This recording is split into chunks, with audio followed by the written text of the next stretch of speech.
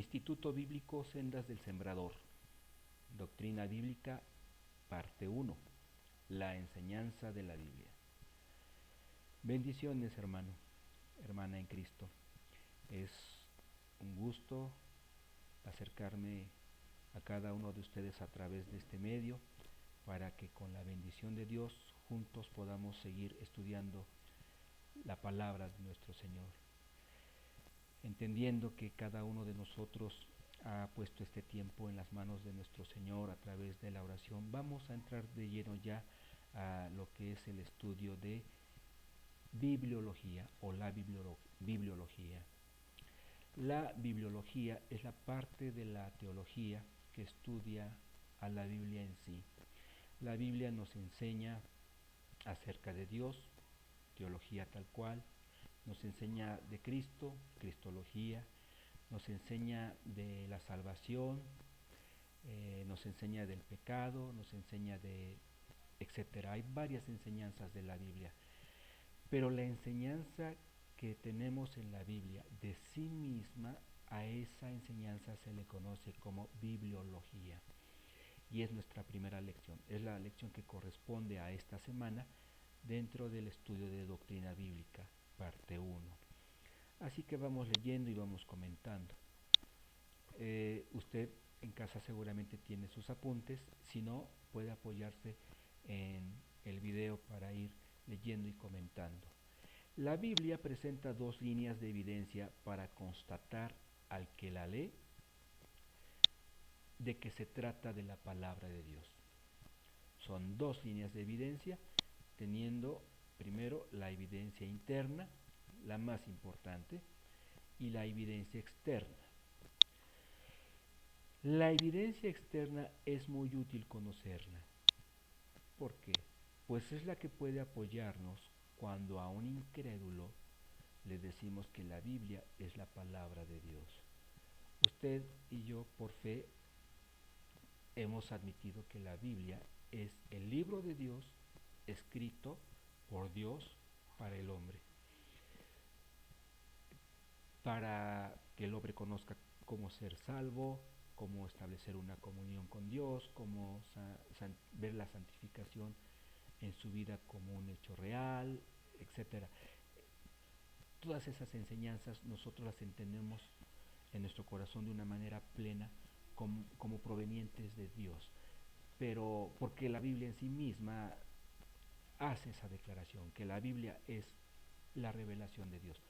Pero para un no creyente, para un agnóstico, para un escéptico, para un ateo, aún para gente religiosa que de repente considera que la Biblia sí es un libro divino, pero de repente puede tener por ahí a lo mejor partes imperfectas, etcétera. Para ese tipo de personas es importante la evidencia externa, porque conocerla, presentárselas, porque son elementos que avalan de una manera, digamos, extra religiosa, que la Biblia es un libro único en muchos sentidos, pero que sin duda en esa evidencia externa nosotros podemos estar aseverando que no pudo haber sido inspirada por el hombre, no solo por su contenido, sino por el proceso en el que fue escrito este libro, la Biblia. Seguimos leyendo. Bueno, ya lo hemos dicho, ya que la evidencia interna para el incrédulo no cuenta con ninguna validez o con muy poca validez, pues no aceptará que la Biblia declare por sí misma que es la palabra de Dios. Para un incrédulo, el que la Biblia diga, sí, soy la palabra de Dios, dice, ¿qué chiste tiene? Pues la Biblia lo está diciendo de sí misma, ¿no? Bueno, habiendo comprendido esto, seguimos viendo con detalle ya estas dos líneas de evidencia, por llamarles de una forma. La primera, la interna, la evidencia interna. Hay cientos, y no exageramos al decirlo así, hay cientos de pasajes en la Biblia que mencionan que ella, la Biblia, es la palabra de Dios. Tenemos aquí enlistados algunos pasajes, el Salmo 19 del 7 al 11, Hechos 17, 11, Colosenses 3, 16, Primera a los Tesalonicenses 2, 13, un pasaje muy conocido, 2 Timoteo 3 del 15 al 17. Vamos a buscar en la Biblia primero que es el Salmo 19 del 7 al 11. Nos vamos al Antiguo Testamento, ubicamos Salmos capítulo 19 del 7 al 11. ¿Qué vamos a encontrar en este pasaje mientras el programa ubica el versículo? Que vamos a encontrar que se habla de la Biblia, de la revelación de Dios, utilizando diferentes términos, pero al final de cuentas se trata de la Biblia tal cual, con ciertas características que, disculpe usted,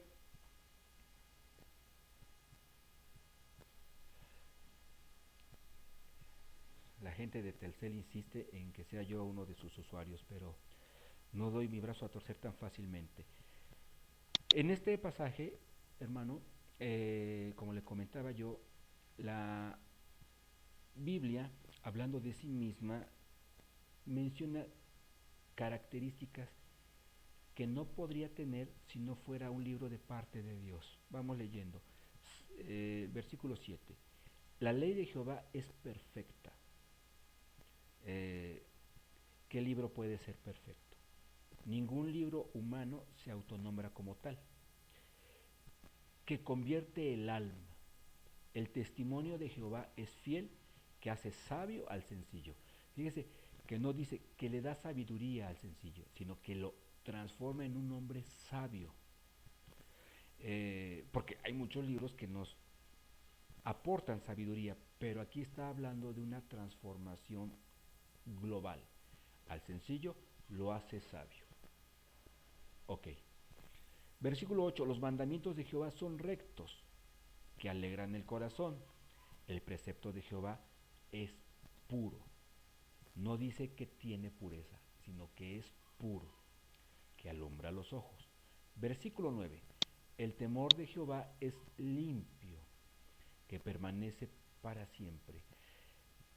Los juicios, hablando en sí de la revelación, los juicios de Jehová son verdad. No dice, la Biblia no dice, los juicios de Jehová son verdaderos, aunque lo son.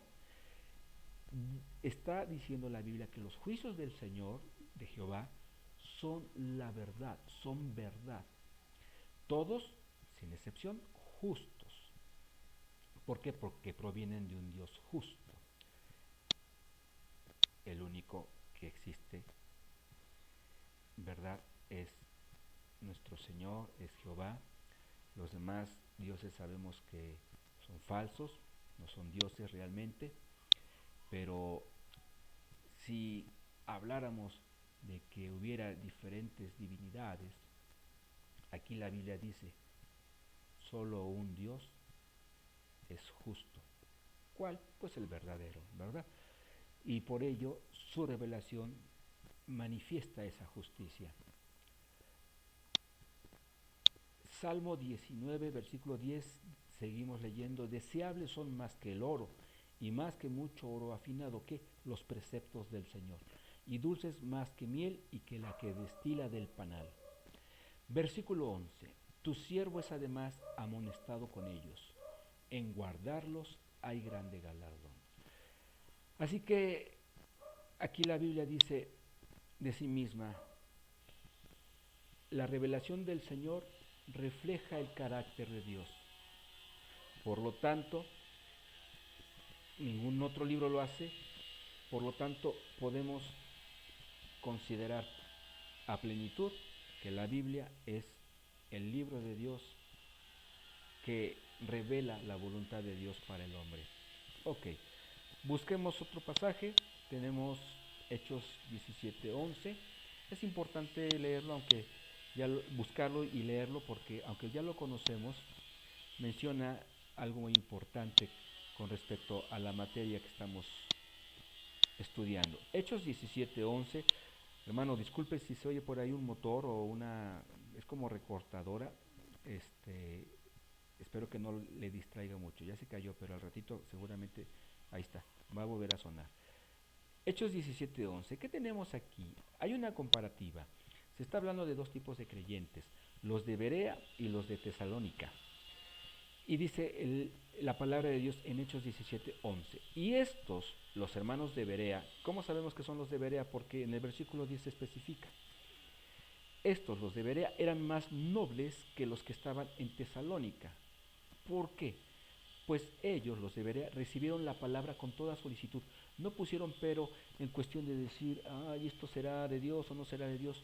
No, porque ya estaban viendo que toda esa revelación escrita estaba generando una verdadera transformación en quien lo leía, en quien la leía y en quien la practicaba.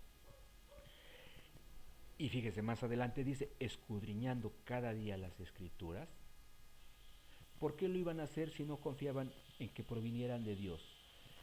Las escudriñaban diariamente para ver si estas cosas eran así. Cualquier otra cosa que ellos escucharan a través de una plática, una predicación, ellos tan confiados estaban que la escritura provenía de Dios que la utilizaban para sopesar. Esto si es verdadero se acepta. Esto coincide con la Biblia, bienvenido. Esto no, esto difiere del verdadero mensaje que el Señor nos está dando, va para afuera. Okay. Tenemos una tercera cita, Colosenses 3:16.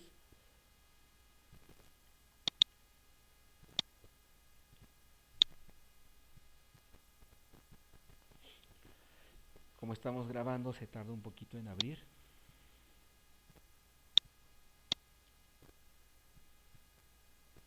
Aquí está, Colosenses 3:16.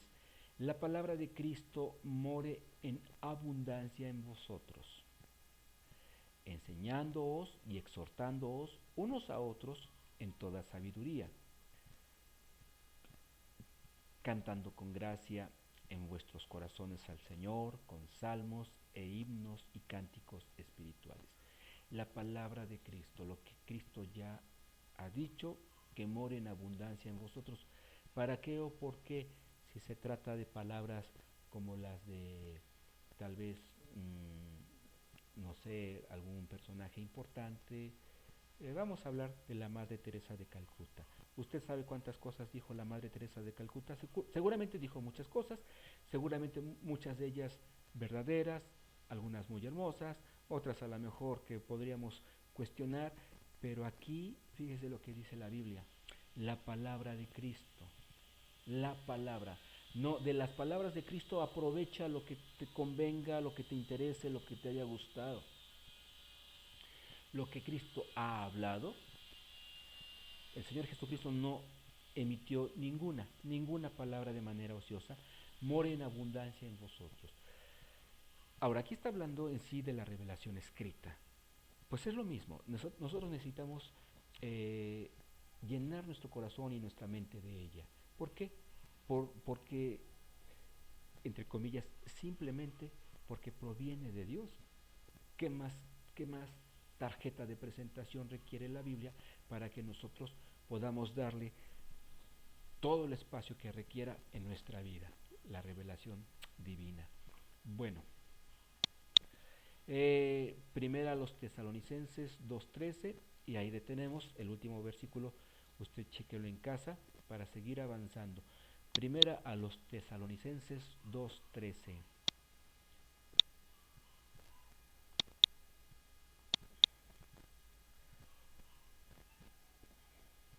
Muy bien, aquí está.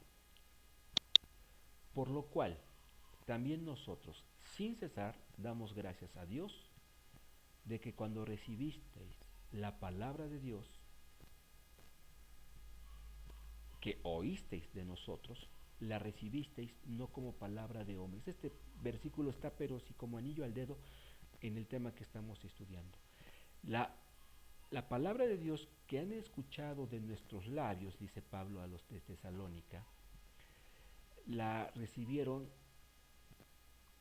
como no palabras de hombres, sino de Dios. Lo vuelvo a leer, por lo cual también nosotros sin cesar damos gracias a Dios. ¿De qué? De que cuando recibisteis la palabra de Dios, o sea, cuando recibieron ustedes las escrituras que oísteis de nosotros, sí había una vamos a decir, una transmisión oral de la revelación escrita, pero aquí se está hablando de las dos, la escrita y la oral. Y dice Pablo, damos gracias a Dios de que recibieron lo escrito, dice, de que cuando recibisteis la palabra de Dios que oísteis de nosotros, la recibisteis no como palabras de hombres, sino según es en verdad que la palabra de Dios, la cual actúa en vosotros los creyentes. Bueno, pues creo que por el momento sería suficiente para hablar de lo que es la evidencia interna. La Biblia internamente declara, soy la palabra de Dios.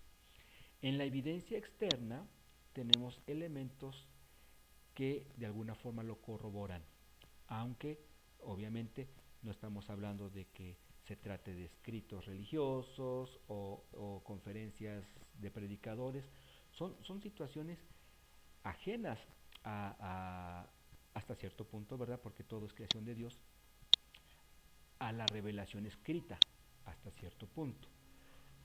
¿Por qué lo digo así? Porque son elementos humanos también los que intervienen en el proceso de la escritura de la Biblia. Eh, entonces leemos y sacamos conclusiones. Inciso A. Uno de los más sorprendentes y extraordinarios hechos respecto a las escrituras es que, aunque fueron escritas por más de 40 autores, hablando de la parte humana, que vivieron a lo largo de un periodo de más de 1600 años, la Biblia es, no obstante, un libro y no una simple colección de 66 libros. La Biblia sí está conformada por 66 partes, 66 libros, pero no es una colección de 66 libros, es uno solo. Seguimos leyendo. Sus autores proceden de los más diversos lugares y situaciones de la vida. Hay, por ejemplo, reyes, campesinos, filósofos, hombres de Estado, eh, o políticos, podríamos decir, pescadores, médicos, eruditos, poetas, agricultores, etcétera. Vivieron en diferentes culturas, en diferentes experiencias y con frecuencia fueron completamente distintos en carácter. Para nada es igual el carácter de Daniel al de Moisés, por ejemplo. La Biblia tiene una continuidad que puede ser observada desde el Génesis hasta el Apocalipsis. A todo este inciso A, usted y yo le podemos llamar la cohesión que existe en la Biblia a pesar de haber sido escrita en un proceso tan largo y tan complejo que humanamente no hubiera sido posible dar a luz este precioso libro. Estamos hablando de 40 aproximadamente, hay quienes dicen que fueron hasta tal vez 50 o un poco más, 40 autores humanos. El Señor tomó a al menos 40 personas para plasmar sus palabras de manera escrita. Eh, pero es curioso, no los convocó, los sentó y les empezó a dictar, sino que las condiciones fueron completamente complejas, repetimos ese término. Estos hombres, muchos de ellos entre sí ni siquiera se conocieron, pero escribieron de lo mismo y para lo mismo y por lo mismo, con la misma causa y con el mismo objetivo y con el mismo sentir, con el mismo propósito. Dice, aunque fueron escritas por más de 40 autores, estos vivieron a lo largo de un periodo de más de 1600 años. ¿Qué son 1600 años? Bueno, depende, ¿verdad? En qué contexto consideremos ese margen de tiempo. Pero una persona, ¿cuánto tiempo puede vivir? En promedio estamos hablando de 70 años. Y usted considere que aunque se está aunque en el proceso de la escritura de la Biblia se está involucrando a hombres, ellos lo hacen en un proceso de 1600 años, en donde por lo mismo sin duda cambiaron formas de vestir, formas de educar, eh, formas de hablar, etcétera, etcétera, ¿verdad? Sin embargo, el sentido del mensaje no varía. Usted cuando lee Génesis 1.1 percibe la voz de Dios de la misma manera que en Apocalipsis y, y son 1600 años de distancia entre un libro y el otro. Bueno, la Biblia es no obstante un libro, ya lo hemos dicho, en una colección de 66. Sus autores proceden de los más diversos lugares y situaciones de la vida. Junte usted a 5 doctores para que escriban un libro acerca del ADN. Pues cada quien va a querer aportar la parte que considera importante y en ello, sin duda, habría dificultades de cohesionar un mismo concepto, un mismo precepto. 5 personas juntas. Aquí estamos hablando de 40 personas, algunas ni se conocieron en un periodo de 1600 años, pero el factor aquí a destacar es que no eran doctores todos, no eran pescadores todos, sino que unos eran reyes, unos eran pescadores, unos eran médicos, y todos hablando de lo mismo en el mismo tenor. Ok. Diferentes, no solo diferentes giros sociales o laborales, sino que también en diferentes culturas, diferentes experiencias, por supuesto, y su carácter, ya lo dijimos, también en ocasiones muy diferentes unos de los otros. La Biblia tiene, a pesar de todo esto, una continuidad que puede ser observada, una cohesión. Muy bien, vamos al punto B.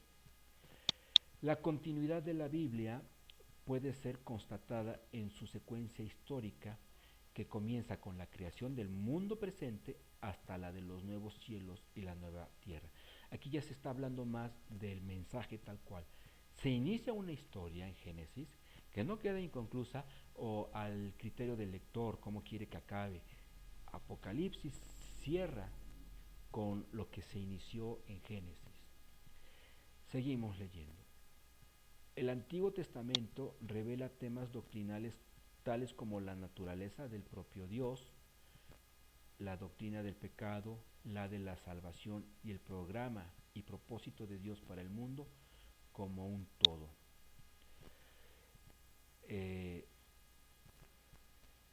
Y que en el Nuevo Testamento todos estos elementos se ven consumados en Cristo. Por lo tanto, lo vuelvo a leer. El Antiguo Testamento revela temas doctrinales tales como la naturaleza del propio Dios, la doctrina del pecado, la de la salvación y el programa y propósito de Dios para el mundo como un todo. Esto el Antiguo Testamento lo anuncia, lo empieza a mencionar, etc. Y en el Nuevo, con Cristo, todo eso se ve consumado, se ve explicado, se ve aterrizado. La cohesión que existe entre Antiguo y Nuevo Testamento. Esta es una cuestión que, por ejemplo, el judío ortodoxo pues no admite. O sea, para ellos la revelación escrita es el Antiguo Testamento y el Nuevo Testamento no. Bueno, ese es otro tema. Para Israel y para la iglesia, o sea, la Biblia tiene un mensaje para el mundo como un todo, pero a su vez también encontramos en su momento una enseñanza específica para el pueblo de Israel, una enseñanza específica para la iglesia, aunque se trata de un mismo propósito, de un mismo mensaje, de un mismo Salvador. Encontramos en el Antiguo Testamento, como ya lo hemos platicado, ¿verdad, hermanos? Tenemos en el Antiguo Testamento el anuncio de Cristo por venir, y en el Nuevo Testamento tenemos el anuncio de Cristo habiendo llegado. Bueno, a esto se refiere esto de que hay una mención específica para Israel, una específica para la iglesia.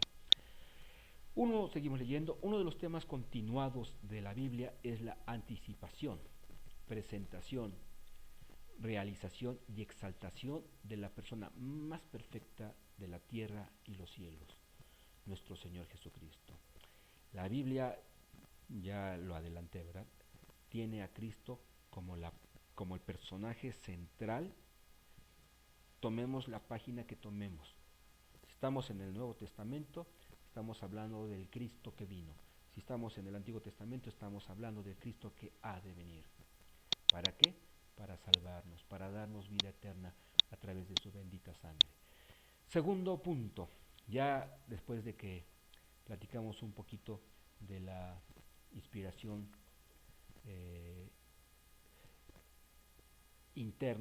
de la evidencia interna, estamos ahorita ya en la evidencia externa, también ya la hemos explicado. En este segundo punto queremos hablar un tanto acerca de lo que es inspiración, porque usted lo ha escuchado, lo ha dicho, y a lo mejor no lo estamos entendiendo todavía muy bien del todo. ¿Qué es esto de inspiración de la Biblia?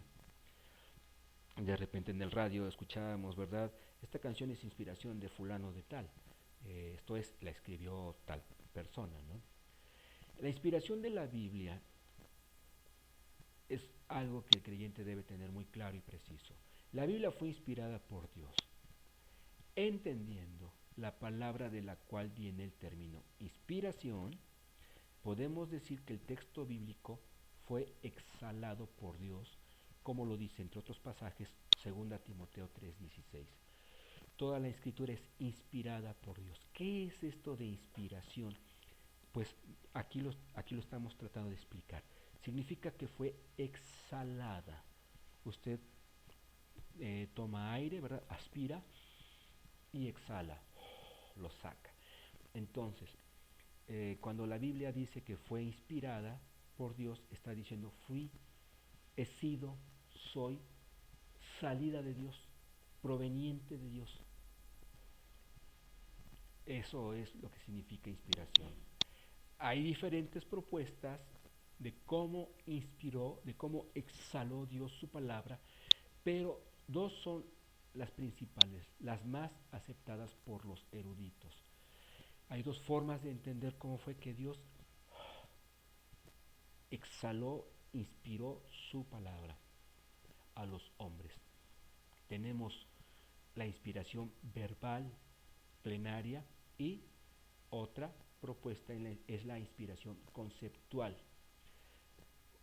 o por concepto. Estamos llegando ya a la media hora de estudio, así que esta segunda parte, la parte de la inspiración, si llegara porque debemos concluir en algo así como 10 minutos, si llegara a quedar inconclusa, podemos verla con detenimiento en la siguiente clase. La inspiración verbal o plenaria y, por otra parte, inspiración conceptual o por concepto.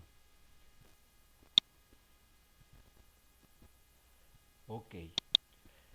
¿En qué consiste la inspiración verbal o, verdad, aquella propuesta que establece que la inspiración de la palabra por parte de Dios fue de manera verbal?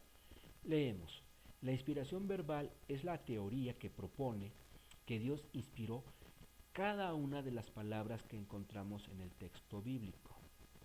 O sea, que la palabra en el principio creó Dios los cielos y la tierra, pensando en el español, porque en hebreo se escribe distinto. Pero no vamos a meter ahorita aquí el hebreo. Estas 10 palabras que constituyen la primera frase de la Biblia fueron exhaladas, cada una de ellas, cada una de las 10, así, de manera verbal, o sea, cada una de manera plena, no quitando, no poniendo, por parte del hombre, en este caso Moisés. A eso se refiere la inspiración verbal. Seguimos leyendo. No en un dictado frío o mecánico. Moisés, cierra los ojos, toma tu pluma, escribe N o en, ¿ya? Ahora él escribe principio, no de esa manera, no de una manera fría, mecánica. Porque en cada libro de la Biblia vemos de alguna forma el carácter del autor humano, entre comillas, autor humano. pero la precisión en la elección de cada palabra, la precisión en la estructura de cada frase, tenemos una intervención exclusiva de parte de Dios, exclusivamente de Dios. Esto es, eh, no fue que el Señor le dijo a Moisés, hablando del Pentateuco, ¿qué palabra convendría más aquí, Moisés? ¿Un para o un a? No, el Señor escogió las palabras, ¿verdad? Porque para pensar, porque para empezar no tuvo que pensar en ellas. En la Biblia tenemos reflejado el carácter de Dios. En palabras, entonces el Señor le dice, Moisés, toma nota. Interviene de alguna forma el carácter, el contexto cultural, social, geográfico, pero la responsabilidad de las palabras, su orden en la frase, las frases, su orden en el texto o en el párrafo, responsabilidad del Espíritu Santo. O sea, el Espíritu Santo quiso decirlo así y así se escribió. Eh, Esto es lo que dice la propuesta de la inspiración verbal o plenaria.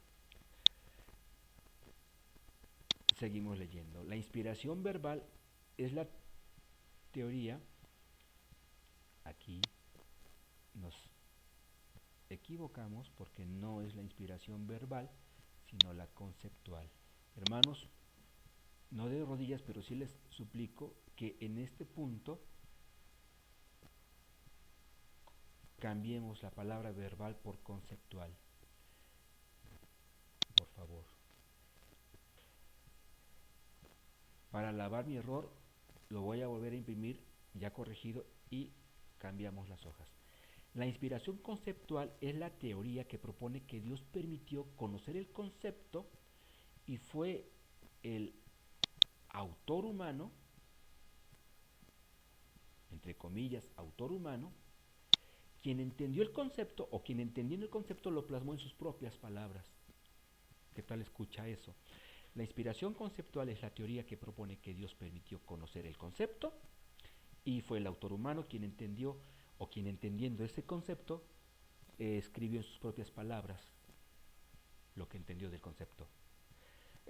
O tal vez no tanto así, pero de entrada creo, ¿verdad?, que se percibe, digamos, lo peligroso de entenderlo así.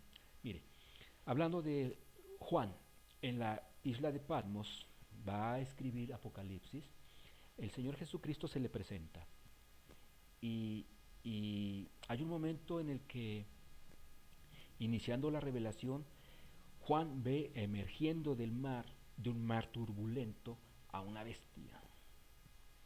Ese es el concepto, él está viendo el mar y cómo sale de él un animal terrible. Eh, Ese es el concepto. ¿Qué sucede? Pregunto yo. El Señor le dice a Juan, o le da libertad a Juan para que escriba, le dice a Juan, de lo que viste escribe, ¿qué te pareció? Escríbelo. No, aunque Juan presenció un concepto, una bestia saliendo de un mar turbulento, estamos hablando de el levantamiento del anticristo en medio de una sociedad en caos, eh, el Señor le dice, ¿has visto esto? Ahora escribe. Y vi después, etcétera. Ahora no, lo estoy parafraseando. Y vi después de un mar turbulento emerger a una bestia, etcétera, etcétera. Pero con o a las palabras de Dios, sujetándose a las palabras de Dios, con las palabras de Dios. Eh, porque lo creemos así. Bueno, la mayoría del cristianismo conservador así lo entiende. Si no, imagine que estaríamos hablando de una intervención humana en la que, wow, pues nos veríamos en un riesgo grande de que de repente en ella, en esa intervención humana, no quedó plasmada justamente la idea de Dios, porque el concepto al final de cuentas es una idea, pero una idea es una cosa que se puede entender de acuerdo a las palabras que se utilicen, a la gramática que se utilice, y yo creo que el Señor quiso que usted y yo tuviéramos un mensaje preciso, aunque de repente en las palabras de la Biblia hay cosas que nos cuesta trabajo entender, no por eso vamos a cambiarlas para que se puedan entender mejor. No, no, no. O sea, nosotros debemos darle al Señor y a su palabra el lugar que le corresponde, y al hombre en la intervención, en el proceso de la escritura de la Biblia, el lugar que le corresponde. Y fue un lugar maravilloso. A quien de nosotros no nos hubiera gustado formar parte de la escritura de la Biblia en la perspectiva humana, pero hasta ahí nada más. Bien, no me voy a desviar. Entonces, tenemos que la inspiración conceptual es la que propone que el hombre entendiendo el concepto, plasmó sus palabras para que ese concepto quedara por escrito. Insisto, hay mucho de riesgo al entenderlo así, porque pues al final de cuentas en la misma Biblia se ve la parte frágil de cada uno de los seres humanos, que por muy buenos siervos de Dios que fueron, mencionar por ejemplo a Moisés, a Pablo, a Pedro, también hubo o hay episodios en la Biblia en donde se refleja de ellos situaciones difíciles, débiles, diríamos. Sigamos leyendo. Creemos que la misma Biblia fundamenta la primera teoría, de tal manera que, aunque Juan, por citar un ejemplo, aunque vio una bestia emergiendo del mar, fue hasta que Dios le impulsó a escribir que vio a una bestia emergiendo del mar que Juan así lo hizo, lo que estábamos explicando. Pasajes que apoyan la inspiración verbal plenaria.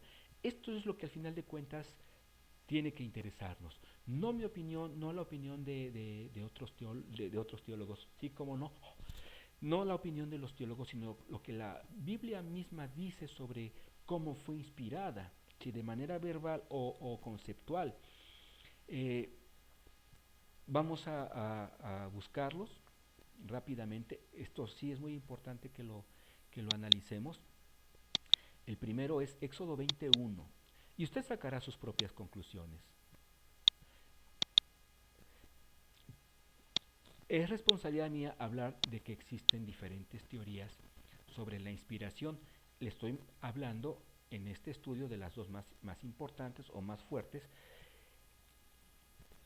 Sí, reconozco, haciendo ver cuál es mi opinión, pero pues al final de cuentas la Biblia es la que tiene la última palabra, y aquí la Biblia creo que le da aval de una manera plena a la teoría de la inspiración verbal plenaria. Éxodo 21 dijimos, ¿verdad? Entonces dice la palabra de nuestro Señor en este versículo. Y habló Dios todas estas, ¿qué? Palabras, diciendo, y tenemos los 10 mandamientos, pero vea usted el énfasis en el todas palabras. Cuando dice todas se refiere a la minuciosidad del proceso, de emitir palabras, porque dice, ¿habló qué? Palabras. No le manejó a Moisés conceptos. Mira, fíjate en esa hormiga, cómo la piso y cómo me pongo triste. ¿Qué entiendes? Ah, pues que no hay que matar. No, no fue así. De una manera clara, precisa y completa, el Señor le dice a Moisés, escribe, no matarás.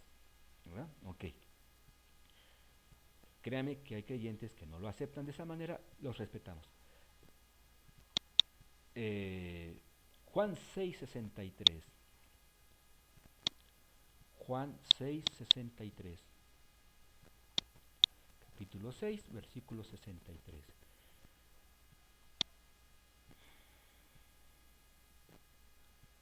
Aquí está. El espíritu es el que da vida. La carne para nada aprovecha. Las palabras que yo he hablado, no hay conceptos aquí. Aquí se especifica palabras habladas. Las palabras que yo os he hablado son espíritu y son verdad. Sí, es cierto, las palabras dan luz a un concepto, pero entonces el punto de partida para los conceptos que debe haber en nuestro corazón, en nuestra mente, deben emanar o derivarse, de las palabras emitidas, exhaladas por nuestro Señor. Ok, tenemos Juan 17:8, me encanta este. Juan 17, nos vamos adelante. 8, donde dice el Señor: porque las palabras que me diste, está Jesucristo hablándole al Padre, las palabras que me diste les he dado, y ellos las recibieron, plural, habla de las palabras, y han conocido verdaderamente que salí de ti y han creído que tú me enviaste. Muy bien. Finalmente, Primera a los Corintios 2:13. Primera a los Corintios 2, versículo 13.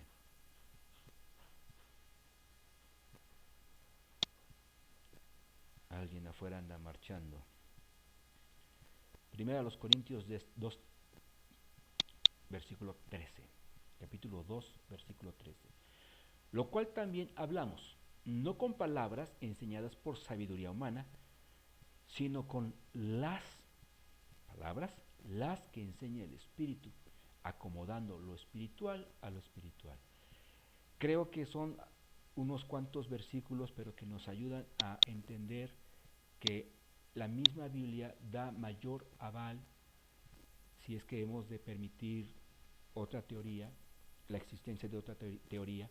Al final de cuentas, creo que la Biblia hace que la balanza se incline de una manera muy marcada hacia respaldar que la inspiración de la Biblia fue de manera verbal, palabras plenamente, verbal plenaria, esto es, tal cual se dijo por parte de Dios, tal cual se escribió.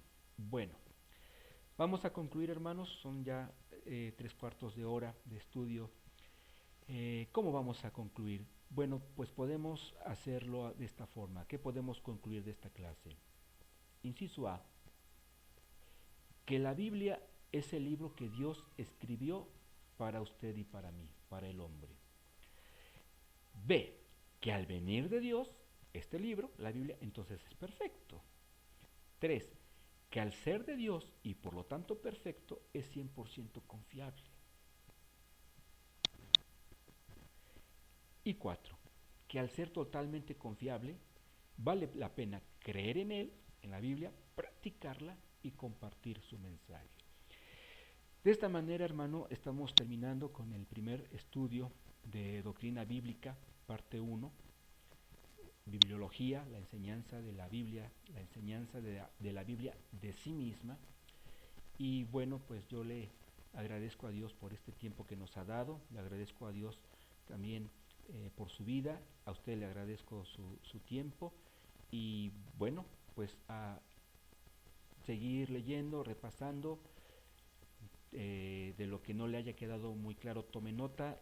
En la siguiente ocasión que nos podamos ver, ya de manera personal lo podemos analizar, pero ya, bendito sea Dios, hemos dado un avance importante a través de este medio para que en nuestro instituto, en el Instituto Bíblico Sendas del Sembrador, pues ya estemos tomando semana a semana a la par 2 estudios: evangelismo personal por un lado, los domingos, y entre semana, ¿verdad?, en el tiempo que usted dispone, en este caso, doctrina bíblica. Vamos a darle gracias a Dios por esto. Usted allá en casa haga su oración para que este video ya no quede más largo. Terminamos en este momento, pero pues por el momento sería todo. Le mando un abrazo con mucho cariño y estamos en comunicación muy pronto, Dios mediante. El Señor le bendice.